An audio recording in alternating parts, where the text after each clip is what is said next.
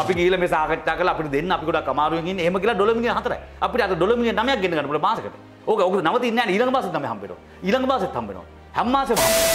ඇමරිකානු තානාපති ලංකාවේ වෙනවා. චීන තානාපති ලංකාවේ වෙනවා. ඉන්දියාවේ තානාපති ලංකාවේ වෙනවා. එතකොට ඒ කට්ටිය තමන්ගේ රටේ ආර්ථික ප්‍රතිපත්තිය සම්බන්ධ වෙන්න පුළුවන්, ආරක්ෂක ප්‍රතිපත්තිය සම්බන්ධ වෙන්න පුළුවන්.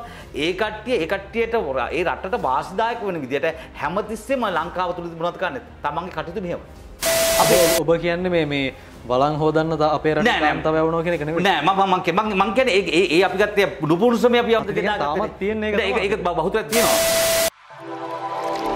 වක්‍ර TV යුගයේ සයිබර් අන්ධහැරය. හයිබෝන් ඔබ සියලු දෙනාටම වක්‍ර TV අපි මේ පවතින දේශපාලනික වගේම ආර්ථික අර්බුදය වෙනුවෙන් වැඩසටහන් පෙරගස්වමින් ඉන්නේ. මේ වෙලාවේ සාකච්ඡා බොහෝ සිද්ධ වෙනවා. විවිධ තැන්වල කතා ගොඩයි, කතා කරන අය ගොඩයි. හැබැයි කතා විතරක්ද මේ වෙලාවේ රටේ සිද්ධ වෙන්නේ කියලා අපිට එක පැත්තකින් හිතන්න වෙලා තියෙනවා කනගාටුවෙන් වුණත්. තරුණිය අරගලයක නිරත වෙනවා. දවසින් දවස අරගලයට මිනිසුන් එකතු වෙනවා. මිනිසුන්ගේ අදහස් රට වෙනස් කරන්න ඕනි කියන තැනදී හැමෝම පෙළ ගැහලා ඉන්නවා. ජනතාව පරමාධිපත්‍යයේ බලය ජනතාව සියතර අරගෙන තියෙනවා මේ වෙලාවේ. ඉතිහාසයේ සිදු නොවිච්ච විදිහේ දැවැන්ත ජන අරගලයක් මේ වෙනකොට මේ රටේ පවතිනවා. ඒ නිසා අපේ රටේ දේශපාලනය සහ අපේ රටේ ආර්ථිකයේ තීරණාත්මකම බලාපොරොත්තුවක් එක්ක තමයි ඔබ මම මේ විදිහට සම්මුඛ වෙන්නේ. වක්‍ර TV අපි මීට පෙර සාකච්ඡාව තුළදී විශේෂයෙන්ම මේ සාකච්ඡාවේ පසුගිය වැඩසටහන තුළදී කතා කළේ අපේ රටේ ආර්ථික අර්බුදය සම්බන්ධයෙන්. මේ වෙලාවේ මේ ආර්ථික අර්බුදයට ගන්න පුළුවන් කෙටි කාලීන විසඳුම් මොනවද සහ දීර්ඝ කාලීන ස්ථිරසාර විසඳුම් මොනවද? මේක මේ අවුරුදු 5න් 5ට වෙනස් වෙන අවුරුදු 5න් 5ට ඔලුගෙඩි මාරුනහම අලුත් වෙන ප්‍රතිපත්තියක් නෙවෙයි දීර්ඝ කාලීන ප්‍රතිපත්තියක් මේ රටට අවශ්‍යයි කියලා අපි හුදෙක්ම විශ්වාස කරනවා. ඉතින් ඒ නිසා අද දවසේදී එදා නතර කරපු තැනින් මේ සාකච්ඡාව පවත්වන්න පිස්සුවදනම් වෙනවා. අද දවසේදීත් අපෙත් එක්ක සම්බන්ධ වෙන්නේ මූල්‍ය උපදේශක සහ ගණකාධිකාරීවරයෙක් වශයෙන් කටයුතු කරන සේනක විල්ලද්දර ගමගේ අයිබන් ඔබතුමන්. අයිබන්. අපේ දෙවැනි සාකච්ඡාව මේ පළවෙනි සාකච්ඡාවේදී අපි පැහැදිලි කළා අපේ රටේ ආර්ථිකය තුළ මොනවද ගන්න පුළුවන් විසඳුම් කියලා ඔබතුමා යෝජනාවලි කිහිපයක් ඉදිරිපත් කළා. යෝජනා 3කින් සමන්විත සහ ඊට අනුසාංගික විදිහට ඔබතුමා මේ දේවල් ඉදිරිපත් කළා. අපි වැඩසටහන නතර කළේ මේ මොහොතේ රටට අත්‍යවශ්‍යම දේ මොනවද කියන කාරණාව තුලින්. අපි හැමෝම දන්නවා මේ වෙලාවේ රටට අවශ්‍යම වෙලා තියෙන්නේ මේ ආර්ථික අර්බුදයෙන් ගොඩ එන්න ඩොලර් අපිට නැහැ. අපේ සංචිත හිඳිලා අපිට කන්න දෙන්න පිටරටවල් වලින් මේ වෙනකොට. අපි මේ හාල් ටිකක් හරි කනවා නම් ඒ බහුතරයක් පිටරට මිනිස්සු අපිට ලබා දෙන ඒවා. පෙරපාසල් ළමයි චීනි අපිට ආධාර දුන්නා. අපිට ඉන්දියාවේ යාචකයෝ අපේ පොතට සල්ලි දැම්මා. එහෙම තැනක අපි මේ ඉන්නේ. ඒ නිසා ශ්‍රී ලාංකික කියන නම සිංගමනේ යෙදිලාද කියලා අපිට අකමැත්තෙන් වුණත් කියන්න සිද්ධ වෙලා තියෙන කාලයක තමයි මේ අපි ඉන්නේ. සේනක මහත්මයා දැන් ඔබතුමා පැහැදිලි කළා ගිය සාකච්ඡාව තුළදී අපේ රට වෙනස් කරන්න නම් මේ ආර්ථික ක්‍රියාවලිය වෙනස් විය යුතුයි. ඒ ආර්ථික ක්‍රියාවලිය වෙනස් වෙන්න නම් මේ යෝජනා තමයි අපි කරන්න ඕනි කියන එක. දැන් අපේ රටේ මේ වෙලාවේ තියෙන ඩොලර් ප්‍රශ්නයක්. ඩොලර් ප්‍රශ්නයට ඔබතුමා මොකක්ද ඉදිරිපත් කරන යෝජනා මේ වෙලාවේ? ඩොලර් ප්‍රශ්නයෙන් අපිට ගොඩෙන් කෙටි කාලිනව පුළුවන්ද මේ වෙලාව අපිට බෙහෙට්ටි ගානනේ කරගන්න පුළුවන්ද? මොකද්ද ඔබතුමාගේ යෝජනාව වෙන්නේ? තාම මෙහෙම දෙයක් තිබුණා. අපි ප්‍රශ්නේ තියෙන ඩොලර් ගන්න ඕනේ. අපි මේ මොහොත වෙනකොට අපි ඉන්න තත්ත්වය. එහෙම නැත්නම් මේ මොහොත තුල රට තියෙන තත්ත්වය. ඊළඟට මේ මොහොත අපි තුමු ඒ කියන්නේ සමනය වෙනවා කියලා. සමනය වෙලා අපි කොතැනද යන්නේ? ඔන්න ඔය දෙක පිළිබඳ අවබෝධයක් තියෙනවා නම් මෙතනින් එහා පැත්තට කතා කරන්න පුළුවන්. දැන් අපි මෙහෙම දෙයක් හිතමු දැන් මේ රටේ දැන් තියෙන තත්ත්වය අනුව එක්කෝ දැන් කතා කරනවා මම හිතන අන්තර්වාර ආණ්ඩු ගැන කතා කරනවා. එහෙම නැත්නම් සමහරලාට මේ ආණ්ඩුව අයින් වෙලා අලුත් ආණ්ඩුවක් එයි. සමහරලාට ගෝඨාභය රාජපක්ෂ ජනතුමාම දිගටම ඉඳීවි. සමහරට එතුමා අයින් වෙලා වෙන කෙනෙක් එයි. ඕකනේ වෙන්න පුළුවන් දේවල් ටික. වෙන්න පුළුවන් අපිට විකල්ප තියෙන්නේ ওই දේවල් ටික. ආණ්ඩුව මේ ආණ්ඩුව මෙයයි නැත්නම් පක්ෂ ගොඩක් එකතුලා වෙයි විවිධ පරාසන තමයි තියෙන්නේ. හැබැයි එහෙම කරයින් පස්සේ ඒ කියන්නේ අරගලේ නියෝජනය කරන අයත් එකඟ වෙලා මොන හරි දෙයක් වුණා කියමු අපි. අපි හැදුනා කියමු. ඒ කියන්නේ අවුලක් නැහැ. ඒතකොට ඔන්න කවුරුත් ලංකාවේ හැමෝම කවුරුත් කැමති මට්ටමට අපි ආවා. දැන් තියෙන මට්ටම මොකද්ද? දැන් මේ ඔබතුමා මේ කියන්නේ ව්‍යවස්ථාදායකය තුල අපි කැමති සහ අපි අපේක්ෂා කරන තැනට රට අවිල්ලා තියෙන්නේ දැන්. නෑ ඔව් එහෙම නෑ අපි කියන්නේ ඒකනේ වෙන්න ඕනේ. අපි ඔන්න එහෙම ආවා කියලා හිතමු. ඒ ආවමත් අපේ රටේ ප්‍රශ්නේ විසඳෙනවද? මම කියන්නේ ඒත් නෑ. දැන් මම එක උදාහරණයක් කියන්නකෝ. දැන් තියෙන රටේ ඔයා කියනකොට අපිට දැන් මොනවද වෙන්නේ? ලංකාවේ සාමාන්‍යයෙන් 1.5 මිලියන් විතර. ඒ කියන්නේ ලක්ෂ 15ක මේ විතර සංචාරකයන් 15ක් 18ක් ප්‍රමාණය ලංකාවට එනවා. දැන් අපි හිතමු දැන් මේ දැන්නේ 2022 තමයි අවුල්ම තත්ත්වය. අපි එහෙම අපි දැන් 2019 18 මට්ටම හිතපො. ඒ මට්ටමේ ලංකාවේ ප්‍රශ්නයක් තිබුණේ නැහැ නේ. 18 19 20 ප්‍රශ්නයක් තිබුණේ නැහැ. ඒතකොට ඒ මට්ට දැන් අපි අයිමත් දැන් සංචාරක දැන් එන්නේ මාස සමාන අවුරුද්දරම ලක්ෂයයි කමාරයි දෙකයි. අපි එහෙම හිතන්න. දැන් ඒතර අයිමත් හොඳ මට්ටමට આવත් වෙන්නේ මොකද්ද? අර ලක්ෂ 15 මට්ටමට අපි එනකනේ මේ. අය ලක්ෂ 15ක ලක්ෂ 18ක් වේ 19ක් වේ ওই මට්ටමට එන්නේ. හරි. ඊට පස්සේ දැන් විදේශ ශ්‍රමිකයෝ ලංකාවට සල්ලි වන්නේ නැහැ. ඒකට විශ්වාසී ප්‍රතිපස්සට නිසා ඒකට සල්ලි වන්නේ. උණ්ඩිය ක්‍රමයට එවන්නේ. නෑ ඒ සමහරට අපි ඒ වන්නේ සමහරලාට තමන්ගේ හිතවත් උන්ට ඒ වගේ දෙයක් කියමු. නමුත් ඒක ඒ වන්නේ ඒ කට්ටිය දායෝ ප්‍රමාණය 20 25 30ක් වෙන්න පුළුවන්. ඒ අනිත් 70 මේ වන්නේ නෑනේ. අපි එහෙම හිතමු. එතකොට අයිමත් දෙකෙන් මේ රටේ විශ්වාසය ආවුණා කියමු. දෙකෙන් මේ ඉන්න ආණ්ඩුව හරි විපක්ෂ හරි කවුරු හරි කට්ටිය හරියට එකතු වෙලා මොනවා හරි වැඩක් කරලා අයිමත් විශ්වාසය ඇති වුණොත් අයිමත් අපි කොතෙන්ද දෙන්නේ? අයිමතර මිනිස්සු සල්ලි ටික එවනවා. එතකොට ඔය සල්ලි ටිකත් එවනවා මිලියන 1.8 මිලියන් විතර අපි කවුද විදේශිකයන් ලංකාවට එනවා සංචාරක විදිහට එනවා. එතකොට ආවෙන් පස්සේ තමයි අර ප්‍රසස් තිබිච්ච මට්ටමන අපි ආර්ථිකය එන්නේ. එතකොට තිබිච්ච මට්ටම කියලා කියන්නේ මේ 2018 19 20 තිබිච්ච මට්ටම. එතකොට මං අහනවා දැන් මේ මට්ටම හොඳද? මම ඔයගෙන් අහනවා ඒ තිබිච්ච මට්ටම. ඉතින් මේ මට්ටම හොඳ නම් අපි ඒ වෙලාවේ හම්බන්තොට වඩා වගේ දේවල් විකුණන්න ඕනේ නැහැ. ඒ තිබුණෙත් අවුල් මට්ටම. අපි තිබුණේ එතන අවුල් මට්ටම. ඒ කියන්නේ දැන් මේ ප්‍රශ්නේ අද දවසේ විසඳුනොත් අපි එන මට මේක හරියට නිකන් අපි ලිඳකට ඇදගෙන වැටෙනවා. හරිද? ලිඳකට වැටෙනකොට අපි 18 19 20 තිබුණෙත් අපි ලිඳේ මැදකට වැටලා තිබුණේ.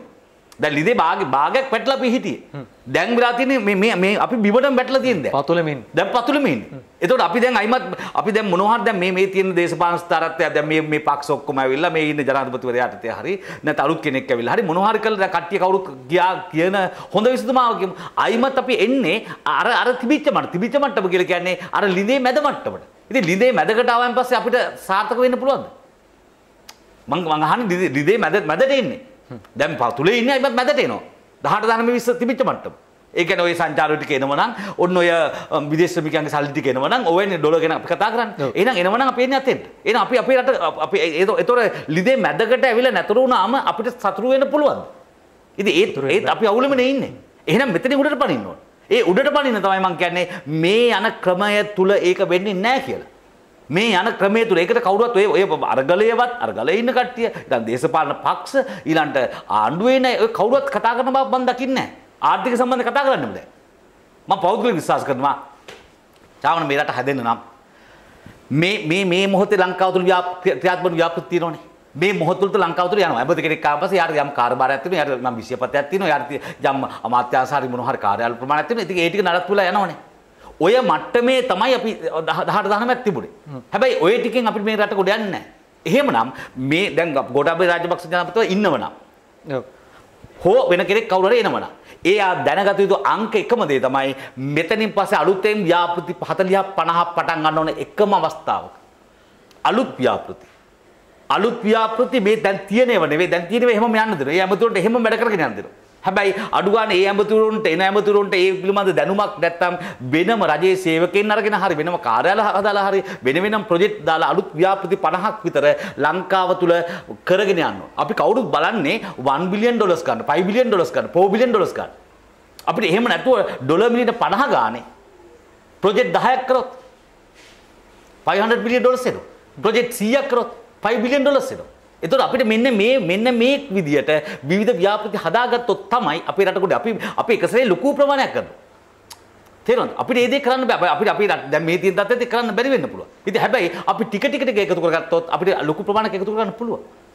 එතකොට එතෙන්ට තමයි පියන්න ඕනේ. එතකොට මේ ආර්ථිකය හැදෙන්නත් ඕනේ එතෙන්ට. එතකොට මේ ඉන්න දැන් අනිත් එක තමයි මම බෞද්ධ මෙහෙම දෙයක් කියනවා. දැන් අපි ලංකාවේ රාජ්‍ය දූරාවලියක් තිබුණා. රාජ්‍ය දූරාවලිය තුල විවිධ කාට විවිධ නායකයෝ ආවා. හැබැයි ඔය ආපු නායකයෝගෙන් චාමර මට කියන්නේ ඔයාට මතක නම් තියෙන්නේ. දැන් අපිට මතකයි විජේ රජුරු මතකයි. පණ්ඩුකාභය මතකයි. ඊළඟට දේවානම්පියතිස්ස මතකයි. දුටුගැමුණු මතකයි. ඔහොම යම් ක්‍රියාවලියනේ. ඔව්. 100 ගණනක් 200 ගණනක් හරි එහෙම හිටපු රාජ්‍ය දූරාවලියක අපිට මතක නම් 4යි 5යි. නැත්නම් නම් 7යි 8යි නම් 10යි. අතේ ඇඟිලි වලට අඩු ගන්න. ඇයි ඒ කට්ටිය මතක දින්නේ අපිට? ඒ කට්ටියගෙන් මොන හරි විශේෂ වූ සේවාවක් රටට වුණා. ඒ රට තුළ විශේෂ වූ දේවල් කරා කියලා ඉතිහාසෙ ලියවෙච්ච හින්දා. තේරෙනවද? එතකොට දැන් දුටුගැමුණු රජුගේ ළමා කාලෙත් අපි දන්නවා, හිටිය කොහෙදත් කියලා දන්නවා, ඊළඟට එයාගේ බිරිඳුනේ කවුද කියලා දන්නවා, එයාගේ සහෝදරවරු දන්නවා. ඒ ඉතිහාසය අපි දන්නවා.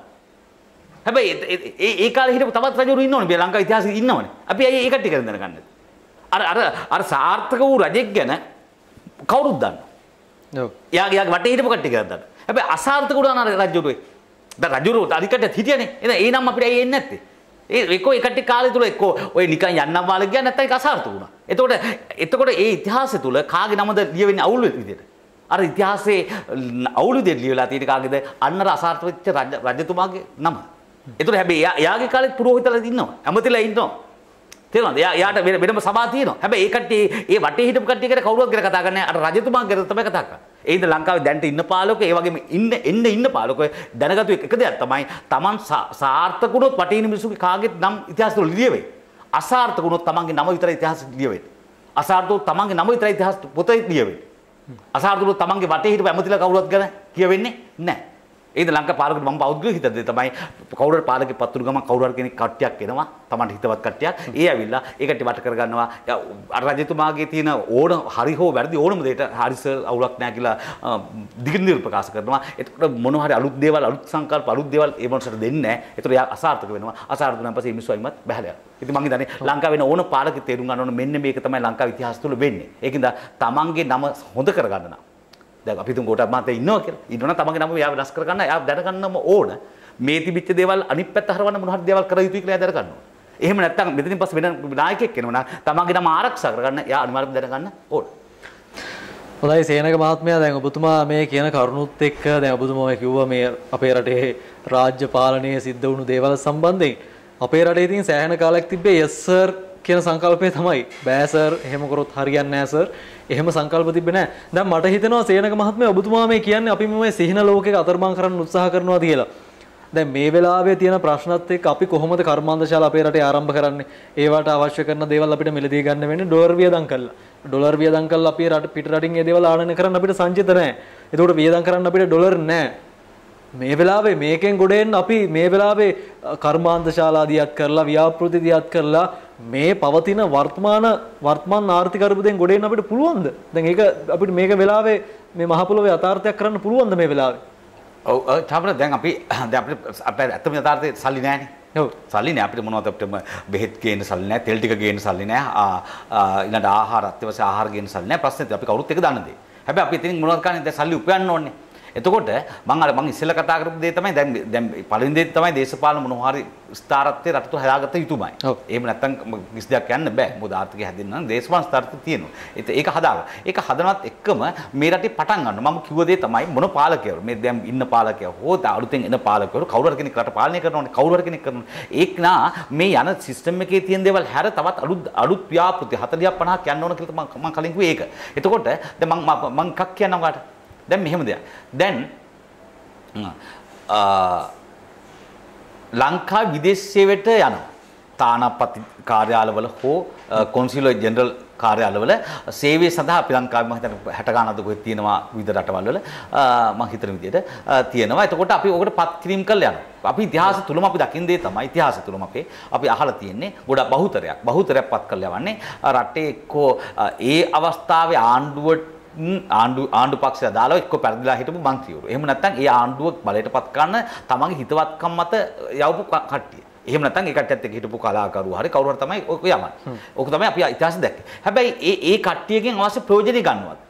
ඒතර ඒ කට්ටියගේ මොනවද ලංකාව තුළ තියෙන්නේ? ලංකාවට වෙන්න ඕනද? දැන් උදාහරණයක් අපි දන්නවා දැන් ඇමරිකානු තානාපති ලංකාව වෙනවා. චීන තානාපති ලංකාව වෙනවා. ඉන්දියාවේ තානාපති ලංකාව වෙනවා. ඒතකොට ඒ කට්ටිය තමන්ගේ රටේ ආර්ථික ප්‍රතිපත්තිය සම්බන්ධ වෙන්න පුළුවන් ආරක්ෂක ප්‍රතිපත්තිය සම්බන්ධ වෙන්න පුළුවන් ඒ කට්ටියට ඒ රටට වාසිදායක වෙන විදිහට හැමතිස්සෙම ලංකාව තුළ මොනවද කරන්නේ තමන්ගේ කටයුතු මෙහෙම. ඔවුන් හැමෝම කරන්නේ ඒක. එතකොට අපිට අපේ රටෙන් යවන තානාපති සේවයට යවන කට්ටියගෙන් අපිට ලොකු අපි වෙන රටවල ගිහලා අපි ආරක්ෂා සම්බන්ධයෙන් ලොකු දේවල් අපිට කරන්න බෑනේ. හැබැයි අපේ රටේ ආර්ථිකයට මොනවද දේවල් කරගන්න බැරිද අපිට?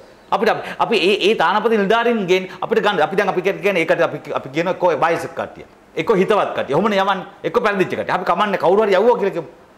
ඒවත් යවන සිස්ටම් ඒව වෙනම හැදෙන්න ඕන. මම මේව ගැන කතා කරන්නේ නැහැ. හැබැයි ඒ යවන මිනිස්සයාගෙන් ඒ මිනිස්සයා එතෙන්ට ගිහිල්ලා ඒ තානාපති කාර්යාලයේ ඒ මිනිස්සගේ වැඩේ තියෙන සමාජලට නිදහස් දිනේට නිදහස් උත්සවයේ තියලා ජාතික කොඩි උස්සන එක විතරක් නා. වෙන ලොකු විශේෂ දෙයක් වෙන්නේ නැත්නම් ඒක හරි අපරාධයක් නේ. එහෙනම් අපි කරන්න. ඉතින් මම ඒක නිසා මම විශ්වාස කරනවා ඒ මිනිස්සුන්ගෙන් යම් දෙයක් මේ රටට කරගන්න. අපේ ව්‍යාපෘති අපි රජයේ විසින් කළ යුතුයි කියලා. උදාහරණයක් විදිහට මෙහෙම දෙයක් ගත්තොත් දැන් තානාපති කාර්යාලය අපි 60 ගණන් තියලා කියමු. කොන්සල් ජනරල් කාර්යාලයත් එක්ක. අපි ඔය 60න් අපි 16ක් අයින් කරනවා 50ක් ගමු. ඔය 50 ඉන්න තානාපති වරුන්ට ලංකා විදේශ අමාත්‍යාංශය හරි ආර්ථික කටයුතු අමාත්‍යාංශය හරි කතා කරලා අපි කියනවා එක තානාපති කෙනෙකුට පුළුවන් නම් අපේ රටට ඔබේ රටේ ඔබ දැන් වැඩ කරන රටේ ස්කිල් ලේබර් පුහුණු ශ්‍රමිකයන් අවස්ථා 300ක් හදලා දෙන්න. මම ඒ පුහුණු ශ්‍රමිකයන් කියන්නේ එක්ක ගණකාධිකාරිවරයෙක් වෙන්න පුළුවන්, මාකටර් කෙනෙක් වෙන්න පුළුවන්, HR ෆන්ක්ෂන් එකේ වැඩ කරන කෙනෙක් වෙන්න පුළුවන්. එහෙම නැත්නම් නර්ස් කෙනෙක් වෙන්න පුළුවන්, ඉංජිනේර් කෙනෙක් වෙන්න පුළුවන්. නැත්නම් ඊට පල්ලෙහා මට්ටම කෙනෙක් වෙන්න පුළුවන්, ටෙක්නීෂියන් කෙනෙක් වෙන්න පුළුවන්. එහෙම නැත්නම් වෙනත් ස්කිල් ලේබර් දැන් අපි තුමු ওই පයිප් වැද්දුම් කරුවන් ඒ වගේ එහෙම දේවල් මොනවා හරි ශ්‍රේෂ්ඨ ඉලෙක්ට්‍රීසියන් කෙනෙක් ඒ වගේ එහෙම ශ්‍රේෂ්ඨ එහෙම පුහුණු ශ්‍රමිකයන් අවස්ථා 300ක් හදලා දෙන්න කියලා. අපි ඔබ කියන්නේ මේ වලං හොදන්න අපේ රටේ කාන්තාව යවනවා කියන එක නෙමෙයි. නෑ මම කියන්නේ ඒ අපි ගත්තේ නුපුරුදු ශ්‍රමය අපි යවන්නේ. අපි අතීතයේ තුල අපි රට යම් ප්‍රමාණයක් ගෙනාවා. ඒ කට්ටිය හින්දා ගෙනාවා. තාමත් තියෙන එක. ඒක බහුතරයක් තියෙනවා. නෑ ඒක වෙනස්ලා තියෙනවා. නමුත් බහුතරයක් තියෙනවා. නෑ මම කියන්නේ දැනට රට තුලින් ගොඩක් ඉගෙනගත්තු කට්ටිය තමන්ගේ අලුත් එක්ක අවස්ථා සඳහා යනවා. මේ ඒ ගිහිල්ලා එන සල්ලිත් ඇවිල්ලානේ මේ රට මේ මට්ටමේ තියෙන්නේ. මම කියන්නේ මේ අලුත් ව්‍යාපෘති කියන්නේ අලුතෙන් හදන දේවල්. මේ රට තුලින් යනවා දැන්ට කොහොමද යන ප්‍රමාණයක් ඉන්නවා. ඒතකොට ඒ ප්‍රමාණය ගැන නෙවෙයි මම කියන්නේ. මේ කියන්නේ අලුතෙන් හද. ඒතකොට තානාපති කාර්යාලය නිලධාරියට තානාපතිවරයාට ඒ කාර්යාලයට යම් වගකීමක් දෙනවා. ඉල්ලීමක් කරනවා. බලපෑමක් නෙවෙයි. නමුත් 300 අරගෙන රටවල් 50කින් આવොත් කීයක් වෙලද? 15000ක් වෙලද? ඔය 15000 අපි හිතමු ඔය අනිවාර්යයෙන්ම යන හැම කෙනෙක්ගේ වැටුප් රුපියල් ලක්ෂ 3-4ක් වෙනවනේ අඩුම ගන්න. අඩු ගානේ තියෙන. එතකොට මොකද පුහුණු ශ්‍රමිකයන් යනවා. ඊට එහා වෙනවා. නමුත් අපි ඒ ගාන කියමු. එතකොට ඒ කෙනෙක් ලක්ෂ 2ක් ලංකාවට එවුවොත් මාසෙකට අපි අද මේ සතියේ මේ වැඩේ ක්‍රියාත්මක කරොත් අපිට තාක්ෂණය ඕන තරම් තියෙනවා. Zoom වලින් වගේ සම්බන්ධ වෙන්න පුළුවන්. එතකොට ඒ වගේ සම්බන්ධ වෙලා මේ ක්‍රියාවලිය කරොත් කෝඩිනේට් කරොත් එතකොට අර ඒ 15000ක් රැකිය අවස්ථා. ඒ තානාපති කාර්යාලයකින් 300යි ඒ වගේ 50කින් 15000යි 15000 වැඩි කරන් ලක්ෂ 2ක් සල්ලි වෙනවා කියන්නේ. 15000 වැඩි කරන් ලක්ෂ 2ක් කියන්නේ මිලියන කීයක් වෙනවද? 3000ක් වෙනවා. මිලියන 3000ක් ලංකාවට සල්ලි එනවා. මිලියන 3000ක් කියන්නේ ඩොලර් වලින් බැලුවොත් ඩොලර් මිලියන 9ක් විතර වගේ එනවා. ඩොලර් මිලියන 9ක්. මම හිතන්නේ මේ රටේ මෙච්චර මේ ප්‍රශ්නයකටත් එක්සත් ජාතික සංවිධානයෙන් දුන්නේ ඖෂධ වලට මම හිතන්නේ මට මතක විදියට ඩොලර් මිලියන 4ද කොහෙද? අපි ගිහිල්ලා මේ සාකච්ඡා කරලා අපිට දෙන්න අපි ගොඩක් අමාරුවෙන් ඉන්නේ. එහෙම කියලා ඩොලර් මිලියන 4යි. අපිට අර ඩොලර් මිලියන 9ක් ගෙන්න ගන්න පුළුවන් මාසෙකට. ඕක නවතින්නේ නැහැ. ඊළඟ මාසෙත් 9 හම්බ වෙනවා. ඊළඟ මාසෙත් හම්බ වෙනවා. හැම මාසෙම හම්බ වෙනවා. ඉතින් ඕක ඊට පස්සේ අපි ඔය ක්‍රියාවල මම එකක් කිව්වේ. එතකොට ඔය ක්‍රියාවලිය අපිට තව මාස 3-4කට පස්සේ තව 300ක් අපිට හදා ගන්න පුළුවන් නම්. එතකොට එහෙම වුණොත් තව ඔක 18 වෙනවනේ. ඊට පස්සේ ඔය යන මිනිස්සුන්ට කියන ඔයගොල්ලෝ දන්න කට්ටිය පුළුවන් නම් ඒකට සම්බන්ධ. මොකද ඒ කට්ටියත් එක්ක මම කිය අපි කියන්නේ මේ කෝඩිනේෂන් එකක් තියෙනවා. සම්බන්ධ වීමක් තියෙනවා. දැන් තියෙන්නේ තානාපති නිලධාරියෙක් වෙනම විදේශ අමාත්‍යාංශ වෙනම අපි හිතන විදියට. අපි දන්නේ නැහැ මොන අපි දන්නේ නිවුස් වලින්. ඒතකොට නිවුස් වලින් දකින්නේ අපි දකින්නේ ඒ කට්ටියකින් දෙයක් වෙන්නේ නැහැ වගේ අපිට හිතෙන්නේ. ඉතින් මම කියන්නේ ඒ කට්ටිය ගන්න. ඒතකොට ඒ කට්ටියට සතුට ඒ මිනිස්සුන්ට සතුට වෙනවනේ. මොකද ඒ කට්ටියත් යම් දෙයක් රටට කරා කියලා ලොකුවට සතුට වෙන්න පුළුවන්. එතකොට එහෙම නැත්නම් ඒ කට්ටිය සමාජයේ නාරපති නිලධාරියෙක් විදිහට ගිහිල්ලා ඊළඟ එයාගේ පවුල කට්ටිය ගෙන ගිහිල්ලා ඒ කට්ටිය විනෝද වෙලා යම් අවුරුදු 2-3ක් ඉඳලා ලංකාවට එනවාද? අපි ලංකාවේ ප්‍රයෝජනයක් ගන්නවාද? ඉතින් ඔහොම ඩොලර් මිලියන 9ක් අපිට ගන්න පුළුවන්. ඩොලර් මිලියන 10ක්. ඒතකොට සමාජයට ඒ මාසෙත් ඖෂධ ගේන්න සල්ලි ටික ඒකෙන් භාවිතා කරන්න පුළුවන්. අපිට ඔය විදියට මම කිව්වේ ඔය එක ප්‍රොජෙක්ට් එකක්. දැන් මේක මෙහෙම දෙයක් තියෙනවා. දැන් ඔය සල්ලි දැන් ඔය ක්‍රියාවලිය දැන් අපි එකපාරටම අර මනුස්සයට කතා කරලා කියනවා ඔයා ජොබ් 300ක් ඔය රටෙන් එවන්න. එහෙම කරපුවම ඒ මනුස්සයත් එතන හිර වෙනවා. මං කියන්නේ ඕක තවත් ඕක ප්‍රොසෙස් එකක් තියෙනවා. ඕක අපිට ඒක හදලා දෙන්න පුළුවන්. එතකොට ඒක යාට කරදරයක් නොවන විදියට කොහොමද ඒක වෙන් කරගන්නේ? යා නොදැනීම ජොබ් 300 හදාගන්නේ කොහොමද කියලා අපිට ඒක අපි විවෘති කියන්නේ. ඒක අපිටත් කියලා දෙන්න පුළුවන්. ඕක තවත් ඇනලයිස් කරලා තව පල්ලා මට්ටමට ගිහලා ලෝ ලෙවල් එකටම ගිහලා මෙන්න මේ විදියට කරගත්තම මේක සති දෙකකින් මේක කවර් කරගන්න පුළුවන් කියලා අපිට කියන්න පුළුවන්. ඊළඟට ඒක එහෙ ජොබ් හොයාගන්න විදිය. ඊට පස්සේ මේ ජොබ් වලට මිනිස්සු මෙහෙන් හොයාගන්න ඕනේ. මෙහෙම හොයාගන්න මිනිස්සුනේ අපිට රටට යවන්න වෙන්නේ. ඒක ජොබ් හොයාගන්න විදිය අපිට කරලා දෙන්න පුළුවන්. ඊළඟට ජොබ් වලට සුදුසු මිනිස්සු ටික කිසි ප්‍රශ්නයක් නැතුව කාටවත් ගැටලුවක් නැතුව හොයාගන්න විදියත් අපිට කියන්න පුළුවන්. දැන් ඔය ප්‍රශ්නයට වෘත්තීය පුහුණුවක් ලබා දෙන්න අවශ්‍ය වෙනවනේ. දැන් අපේ රටේ තියෙන වෘත්තීය පුහුණු මට්ටම ප්‍රමාණවත් දුක කරන්නේ නැහැ. අපේ රට අධ්‍යාපනය වෙනස් කරන්නේ නෑ. අලුතෙන් අපි දේවල් මේ කතා කරන්නේ දැන් මේකට ඔය කියන ව්‍යාපෘතියට රජයේ 7-5ක් වියදම් වෙන්නේ නැහැ. රජයේ වියදම් කොට කර. දෙක තමයි වෘත්තික පුහුණු ශ්‍රමික කියන්නේ දැනට ලංකාව තුල ඉන්න පුහුණු ශ්‍රමික. ඕකෙන් වෙන භාෂා දෙක තුනක් තියෙනවා. එක තමයි දැනට ඉන්න පුහුණු ශ්‍රමිකයන් මොනවද කරන්නේ?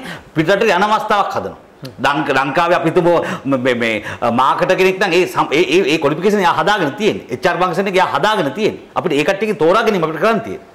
එතකොට ඒ කට්ටිය එහාට යනවා. එතකොට මොකද රටේ අලුත් එතකොට මේ කට්ටිය මෙහෙ තියෙන රැකියාව කරනව නම් මොනවද වෙන්නේ? ඒ රැකියාව ටික අඩු වෙනවා. අඩු වෙලා ඒ කට්ටිය එහාට යනවා. එතකොට මෙහෙ රැකියාවට අලුතෙන් තව පාර 1000ක් විතර හැදෙනවා.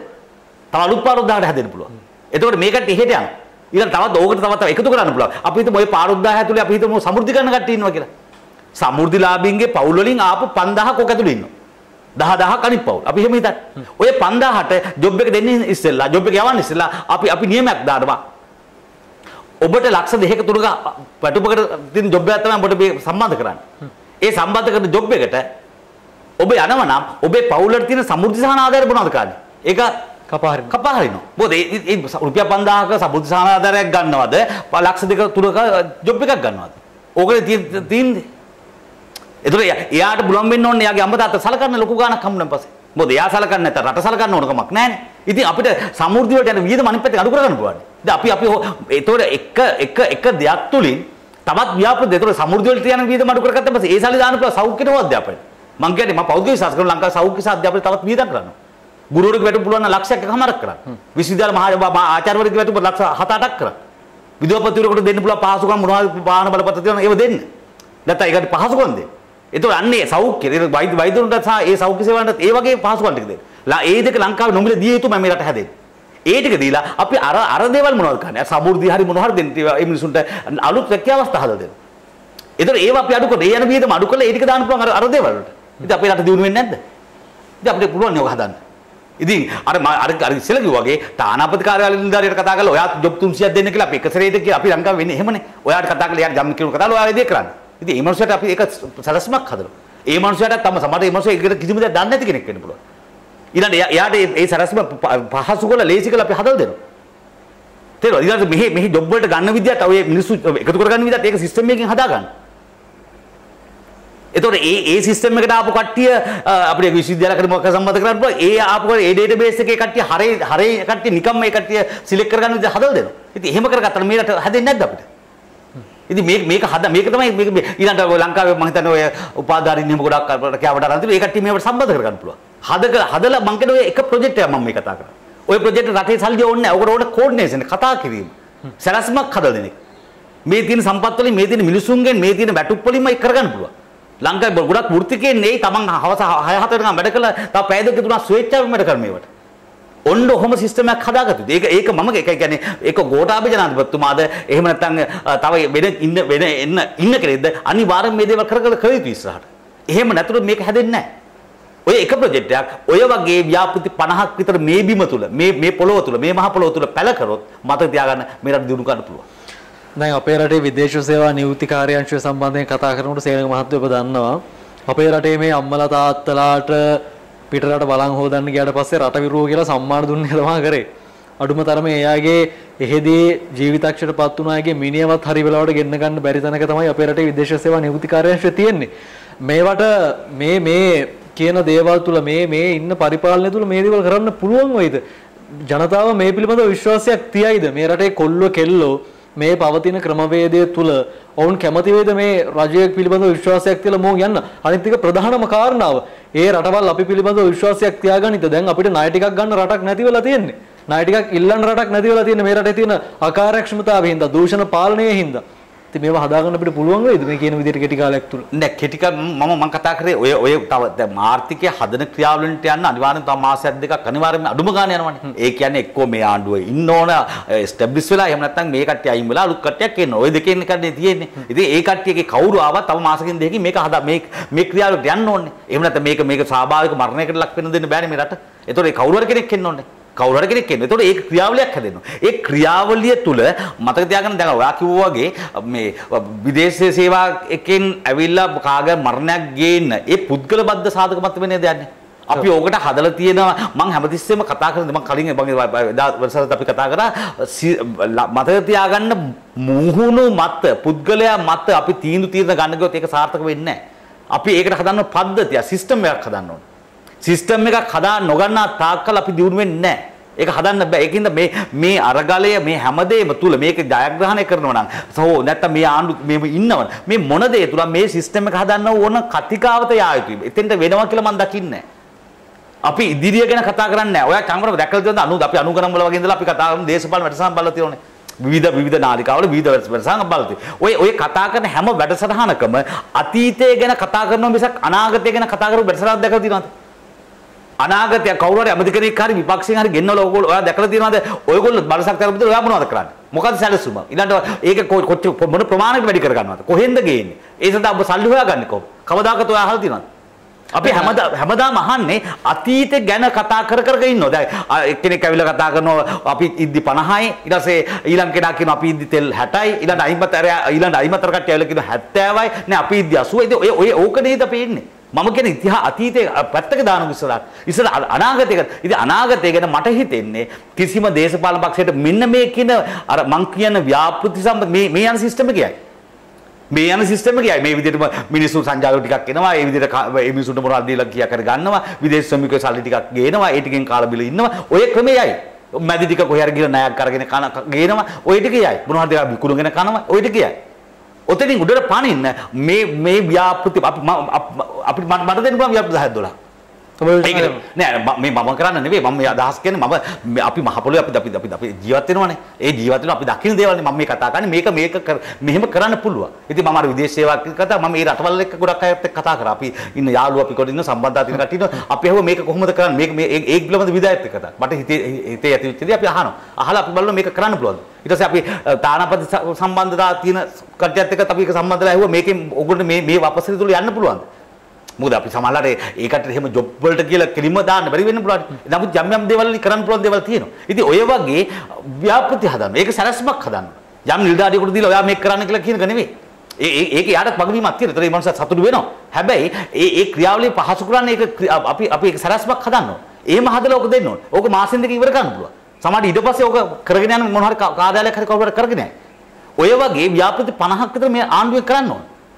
අමාත්‍ය මණ්ඩලයක් කියලා කියන්නේ කැබිනට් මණ්ඩලයක් කියලා කියන්නේ ඔන්න ඔය අර කෝපරේට් ස්ට්‍රැටජිස් කියලා තියෙන්නේ. අපි පෞද්ගලික කෝපරේට් ස්ට්‍රැටජි. තව තියෙන ඔපරේෂනල් පැත්ත. දැන් අපි ලංකාවේ නායකයෝ ලංකාවේ ඉන්න අමාත්‍යවරු ගොඩක් අය කරන්නේ අර ඔපරේෂනල් පැත්ත. එදා වේල කරගෙන යන දේවල් ටික. ඒක නිලධාරීන් කර යුතු වැඩ ටික එයා කරනවා. දැන් අර කට්ටිය කරන්නේ නැහැ. තව අවුරුදු 15කට 20කට ඉස්සරහට තීරණ ගන්නවා.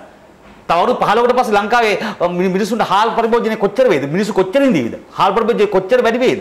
එහෙනම් කොච්චර ඒ වැඩි කරන්න ඕනද? පොල් නිෂ්පාදනය කොච්චර ඕනද?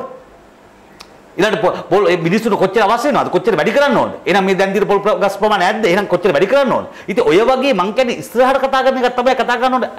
ඇමති මණ්ඩලේ. නිලධාරීන් කරන්න ඕනේ ආර්ථික ක්‍රියාත්මක කිරීම. ඔන්න ඔය හිතන වෙනස මේක ඇති කළගත යුතුමයි. එහෙම කළා මෙන්න මේ හරි ව්‍යාපෘති ටිකක් ගියොත් මේ රට ගොඩ යන්න පුළුවන්. මේක ලේසි. මේක අමාරු දෙයක් නෙවෙයි. දැන් මේ ඉන්න මේ ව්‍යවස්ථාදායකේ ඉන්න අය ඔහොම හිතයි කියලා අපිට හිතන්න බෑ. සමහර අය කිව්වේ මේක කේතුමතියක් කරනවා. අපි මේ රට සම්පූර්ණයෙන් වෙනස් කරනවා. මේ රටේ නිෂ්පාදන ආර්ථිකයක් හදනවා. විශේෂයෙන්ම මේ වර්තමාන පවතින රජයේ ප්‍රතිපත්ති ප්‍රකාශය තුළ තිබුණේ ස්වයං රැකියා දිරිමත් කිරීම, ව්‍යවසායකත්වය සංවර්ධනය කිරීම, රටේ තරුණයන් අතර රැකියාවක් ලබා දීම, ඒ යටතේ අඩු ආදායම් ලාභී අයට රැකියාව ලබා දුන්නා. මෙහෙම යෝජනා දිගින් දිගටම ක්‍රියාත්මක වුණානේ. දැන් සේනක මහත්මයා මේක මේ මහ පොළොවේ යථාර්ථයක් බවට පත් කරන්න තවත් මොකද්ද බුදුමා ළඟ තියෙන යෝජනා?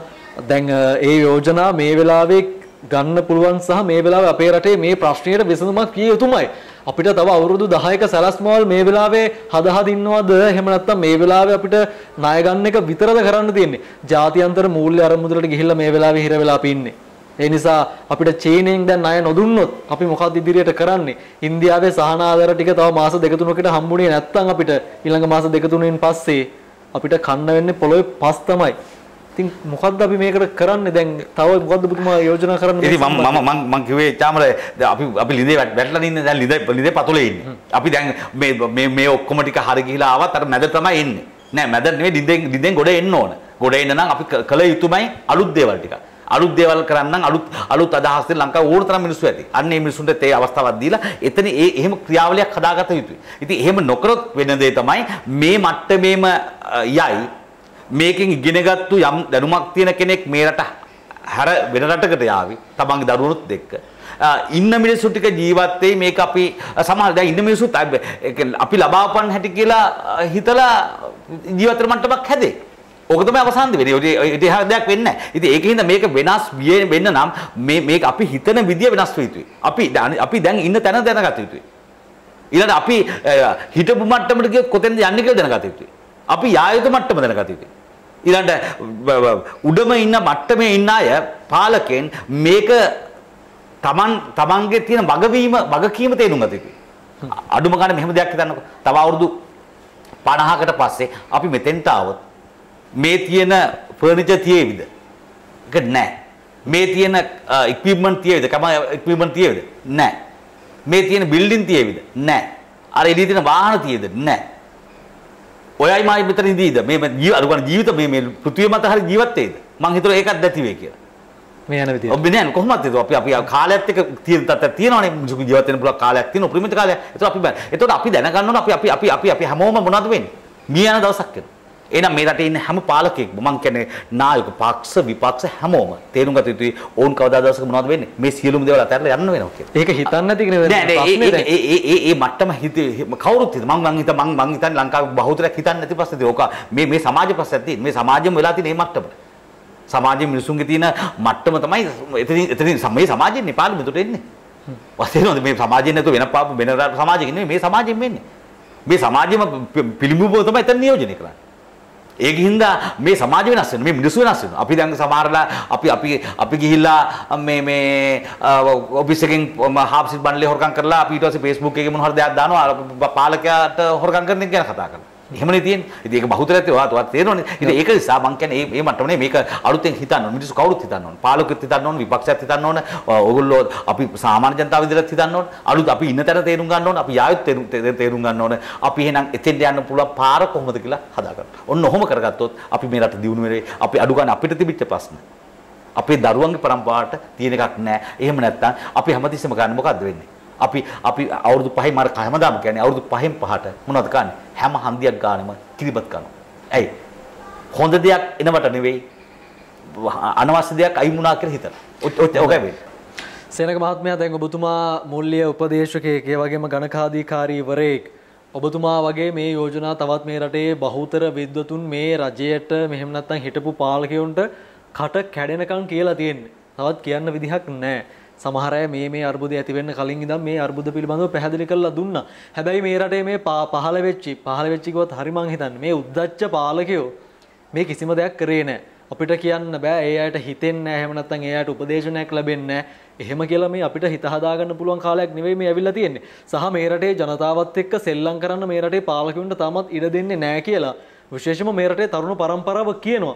මගේ අවසාන ප්‍රශ්නය වැඩසටහන නිමා කරන්න අවශ්‍ය නිසා මේ දේ මේ මහ පොළව තුල යථාර්ථයක් බවට පත් කරන්න මේ තාරුණ්‍ය අරගලය තුල උන් දැවැන්ත දායකත්වයක් ලබා දෙමින් ඉන්නවා. තාමත් ව්‍යවස්ථාදායකයේ ප්‍රශ්නය විසඳලා නැහැ.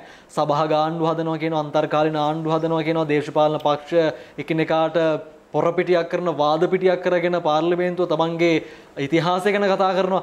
මෙහෙම මහ විහිළු සහගත ව්‍යවස්ථාදායකයෙක් ඉදිරියේ අපි මේ ජීවත් වෙන්නේ. මොවුන් මේ රට හදයිද? සහ අපිට මේ වෙලාවේ අවංකවම මට කියන්න ඔබතුමාගේ ආර්ථික දැක්මත් එක්ක තව මාස දෙකක් තුනක් යද්දී අපේ රටට උද්ගත වෙන දේ අපේ මිනිසුන්ට මුහුණ දෙන්න සිද්ධ වෙන දේ සම්බන්ධයෙන් අවසන් වශයෙන් මට කියන්න පැහැදිලිව අංක උත්තරයක් දෙන්න ඔබතුමා.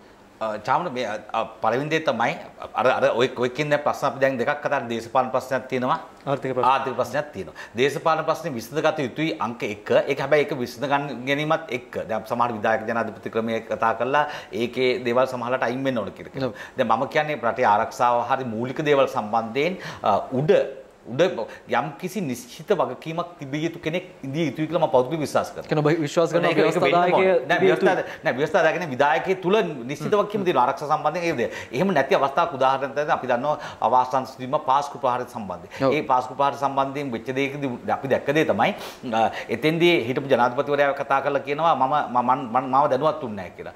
ඊළඟට ආරක්ෂක ඇමතිවරයා කතා කරලා කියනවා අපිව ගෙන්නෙව්වේ නැහැ කියලා. ආරක්ෂක මණ්ඩලයට. ඊළඟට රණේ අගමැතිතුමා කතා කරලා කියනවා කියනවා අපි දන්නේ අපි මාස ගණන් ගියේ නැහැ කියලා. පොලිස්පතිවරයාට තවත් දෙපැත්ත ගැන කතා. ඒ කියන්නේ වගකීමක් පිළිබඳ කිසිම කෙනෙක් ගත්තේ නැති බවක්. ඒ කියන්නේ වගවීමක් නැහැ. ඒතර කාටද නිශ්චිත වගකීම කාටද ගිය කියන දේ දැක්කේ නැහැ අපිට.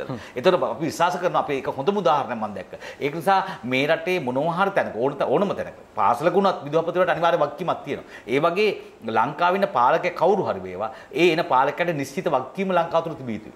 ඒ පාලකේ කවුරුවත් කමන්නේ එන කෙනාට නිශ්චිත. මොකද එතකොට අපිට එයාගෙන් තමයි ප්‍රශ්න කරන්න පුළුවන් වෙන්නේ. එහෙම නැතුව අර කට්ටියකට කණ්ඩායමකට වගකීමක් දුන්නොත් ඒ කණ්ඩායම මොනවද වෙන්නේ? එක එක්කෙනා එක එක පැත්තකට අදින්න. ඒක ලංකාව තුළ අනිවාර්යෙන් වෙනවා. ඒකින්ද මූලික දේවල් ටික එහෙම කරලා නමුත් ආර්ථික ප්‍රශ්න විසඳ ගන්න. මම කියන්නේ දේශපාලන පැත්තේ ඒ පැත්තට.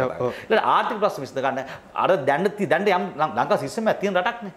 කියන්නේ සිස්ටම් එක තාම තියෙනවද? නෑ සිස්ටම් එක නෑ මේ මට්ටමක් තියෙන දෙයක් නෑ. යම් මට්ටමක් ඇවිල්ලා තියෙනවනේ අපේ රටේ තියෙනවා. ඒක ක්‍රියාවලියක් තියෙනවා. අධ්‍යාපනයේ සෞඛ්‍ය අනිත් මේ ආර්ථික ශාස්ත්‍රය ඒවයි තියෙනවා ක්‍රියාවලිය. හැබැයි ඒ ක්‍රියාවලිය මේ මට්ටම දැන් මේක ඔරොත්තු දෙන්නේ නෑ. මේක වෙනස් වෙන්න ඕන. එහෙනම් මෙතනින් එහාට යන අලුත් දේවල් අලුත් සිතුවිලි තියෙනවා. අලුත් ව්‍යාපෘති අලුත් ප්‍රාර්ථනාවන් තියෙනවා. අන්න ඒක ගෙනියන්න පුළුවන් ක්‍රමයක් හදන්න. අන්න එහෙම කරගත්තොත් ඒක කළගත යුතුමයි. කැමැති හෝ අකමැති කරන්න ඕන. දැන් ඉන්න ජනාධිපතිවරයා හෝ අනාගතේ එන කෙනෙක් හෝ කවුරු හරි කරනවා. දැන් ඉන්න ජනාධිපතිවරයා තමන්ගේ නම ඉතිහාසය තුළ හරියට ලියන්න නම් අනිවාර්යයෙන් මේ කාලය තුළ ඒක කළ යුතුමයි. මම හිතුවා මට තේරෙන විදිහට කොහොමත් මේ මොනවාද අලුත් රජයක් බිහි වෙන. ඒ කියන්නේ ඡන්දයකට යන කාලයක් නෑනේ. මම හිතන්නේ මාස 6-7කට යන්න බෑ. ව්‍යවස්ථාව තුලින් තියෙන. ඒතකොට එහෙනම් එයාට ඉන්න වෙනවා යම් කාලයක්. අනිවාර්යයෙන්ම ඉන්න වෙනවා. ඒතකොට එහෙනම් එයා ඒ ප්ලෑන් එක හදන්න ඕනේ. ඒතකොට දැන් කොහොමත් අලුත් මොනවා හරි ආණ්ඩුවක් එනවනේ. විපක්ෂයෙන් හරි නැත්නම් අන්තර්වාර හරි මොනවා හරි කවුරු හරි එයිනේ. ඒ එන කට්ටිය මේක හිතන්න ඕනේ. ඒතර ඒ හිතලා මේ තියෙන ආණ්ඩුව හරි කවුරු හරි කෙනෙක්. ඒතකොට ඒ කට්ටිය හිතන්න. එහෙම හිතලා මෙන්න මේ ව්‍යාපෘතිත් හරියට ක්‍රියාත්මක කළා තමන්ගේ අනාගතයේ කියලා රට ගැන හිතලා ක්‍රියාත්මක කරොත් මේ රටකට දාන්න පුළුවන්. එහෙම නැති වුණොත් අර ඔයක් වගේ දේ තමයි අපි අර ගමේ කියන්නේ අපි ලබා උපන් හැටි කියලා.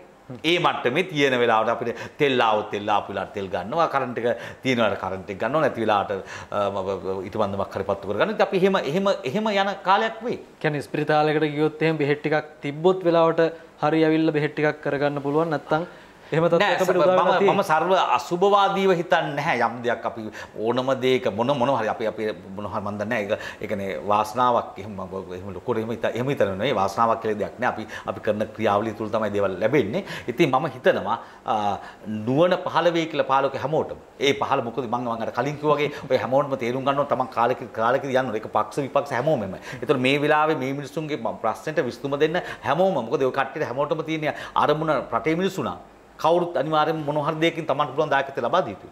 අලුත් අදහස් ලබා දිය යුතුයි. එහෙම දීලා මේ රට හදලා ඊට පස්සේ තමන්ට පාලනය ඕන කෙනෙක් ගන්න. ඉතින් එහෙම කරගත්තොත් මේ රට සාර්ථක වෙයි. මම හිතන්නේ ගොඩාක්ම අසුභවාදී. ඉතින් මම හිතනවා රට සාර්ථක වෙනවා. කියන්නේ ඔබ විශ්වාස කරන්නේ නැහැ තව මාසයක් දෙකක් යද්දිත් මීට වඩා අරාජික තත්වයක් ඇති වෙයි කියලා අසුභවාදී තැන ඔබ නැහැ. නෑ අසුභවාදී තැනක මෙහෙමයි අපි එහෙම දෙයක් බලාපොරොත්තු වෙතු නෑ කියලා මම හිතන්නේ. මොකද අපි කියන්නේ මිනිසුන්ට නුවණ එන්න ඕන, ඇවිල්ලා හොඳ දෙයක් වෙන්න ඕන.